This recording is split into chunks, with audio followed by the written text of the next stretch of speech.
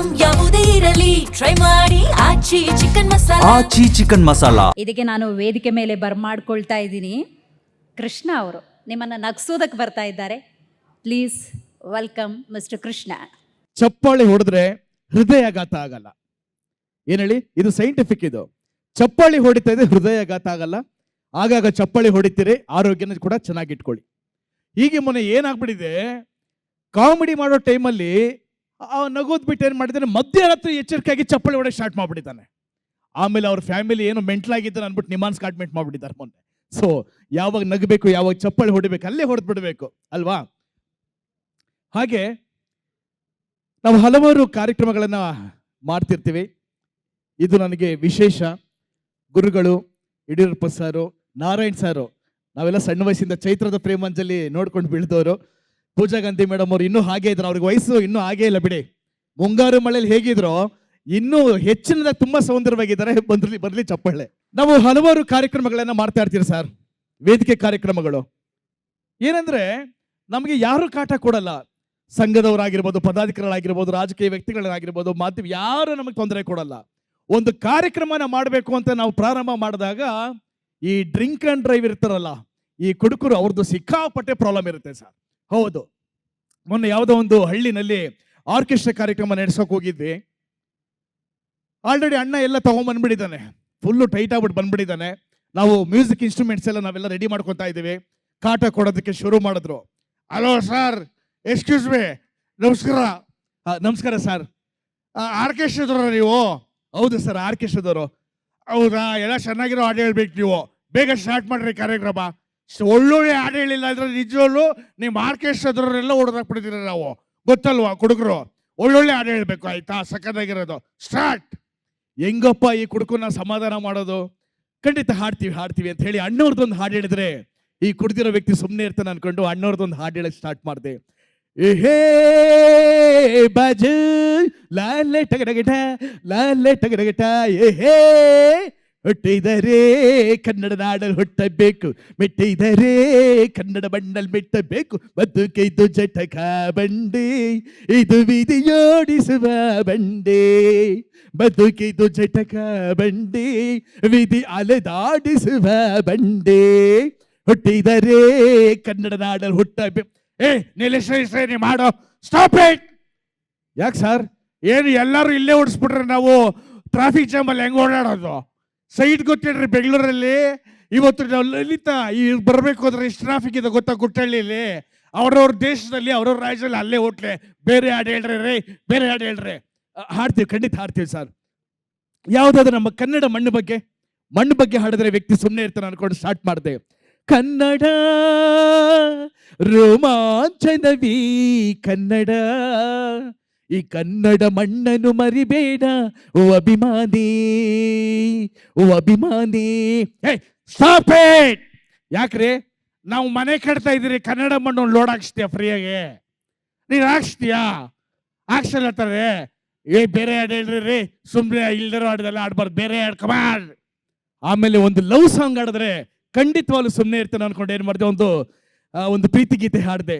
ಆಕಾಶವೇ ಬೀಳಲಿ ಮೇಲೆ ನಾನೆಂದು ನಿನ್ನವನು, ಭೂಮಿಯೇ ಬಾಯ್ ಬಿಡಲಿ ಇಲ್ಲೇ ನಿನ್ನ ಕೈ ಬಿಡೆನು. ಅಲ್ಲ, ಎಕ್ಸ್ಕ್ಯೂಸ್ ಮೀ, ಸ್ಟಾಪ್. ಯಾಕ್ರಿ?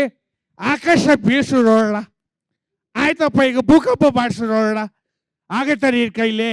ಇಲ್ಲ. ಮತ್ತೆ ಬೇರೆ ಹಾಡು ಹೇಳ್ರಿ ರೀ, ಬೇರೆ ಹಾಡು ಹೇಳ್ರಿ. ಕರೆಕ್ಟ್ ಆಗಿ ಅರ್ಥವಾಗಿ ಗರ್ಭಿತವಾಗಿರೋ ಹಾಡು ಹೇಳ್ಬೇಕು. ಮುಳ್ಳನ್ನ ಮುಳ್ಳಿಂದ ತೆಗಿಬೇಕು ಅಂತ ನಾನು ಅನ್ಕೊಂಡು ಒಂದು ಹಾಡನ್ನು ಸ್ಟಾರ್ಟ್ ಮಾಡೇ ಬಿಟ್ಟೆ. ಕುಡಿಯೋದೇ ನನ್ನ ವೀಕ್ನೆಸ್, ಆದರೆ ನ್ಯಾಯಕ್ಕೆ ದುಡಿಯೋದೇ ನನ್ನ ಬಿಸಿನೆಸ್. ಕುಡಿಯೋದೇ ನನ್ನ ವೀಕ್ನೆಸ್. Orchestra super. ಏನ್ ಹಾಡು ಹೇಳ್ದೆ ಗುರು, ಪ್ರೋರಬೋಸ್ಕೊಬ್ಬ ಪೋಟ್ಕೊಂಡ್ರೆ ನೈಟಿ. Super orchestra.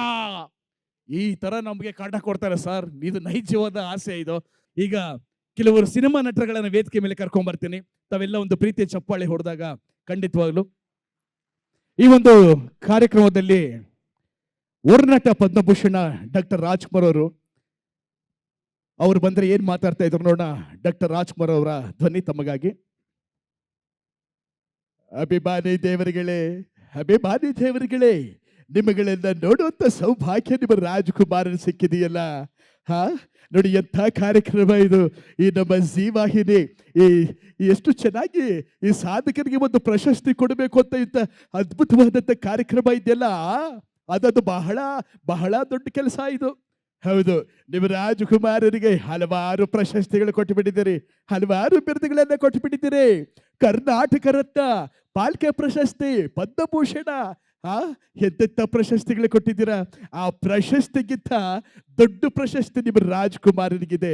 ಯಾವುದಪ್ಪ ಅಂತಂದ್ರೆ ನಿಮ್ಮ ಹೃದಯದಲ್ಲಿ ಇರೋದಕ್ಕೆ ಒಂದಷ್ಟಗಲ ಜಾಗ ಕೊಟ್ಟಿದ್ದೀರಲ್ಲ, ಅದಕ್ಕಿಂತ ದೊಡ್ಡ ಪ್ರಶಸ್ತಿ ನಿಮ್ಮ ರಾಜ್ಕುಮಾರನಿಗೆ ಬೇರೆ ಯಾವುದೂ ಇಲ್ಲ ಅಂತ ಹೇಳ್ತಾ ಈ ಒಂದು ಒಳ್ಳೆ ಕಾರ್ಯಕ್ರಮಕ್ಕೆ ನಿಮ್ಮ ರಾಜಕುಮಾರನ 2 ಮಾತು ಮಾತಾಡ್ಸಿದ್ದಕ್ಕೆ ತುಂಬ ಹೃದಯದ ಧನ್ಯವಾದಗಳು ತಿಳಿಸ್ತಾ ಇದ್ದೀರಿ.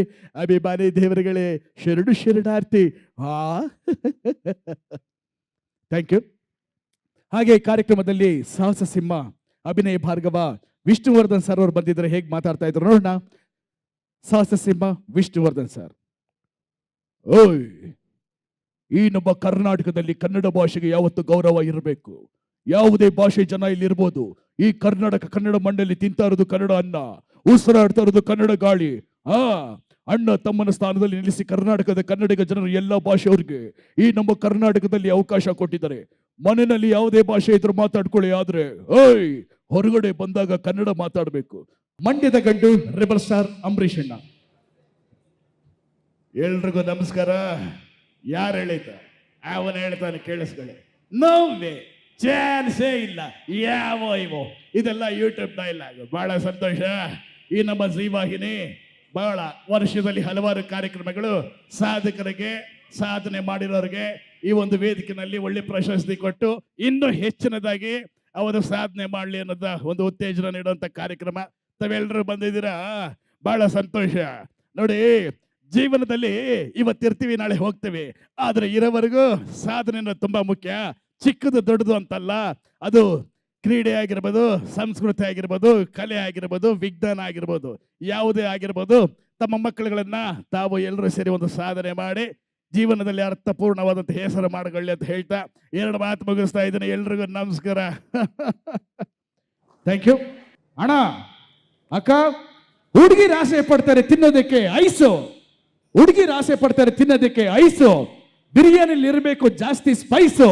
ಎಲ್ರು ಮನಸ್ಸಲ್ಲಿ ರಾರಾಸ್ತಾ ಇರುವಂತದ್ದು Zee TV Kannada news. Thank you. Thank you, thank you, thank you, thank you so much Krishna ಅವರು, ನಮ್ಮನ್ನು ಇಷ್ಟೊತ್ತು ನಗಿಸಿದ್ದಕ್ಕಾಗಿ.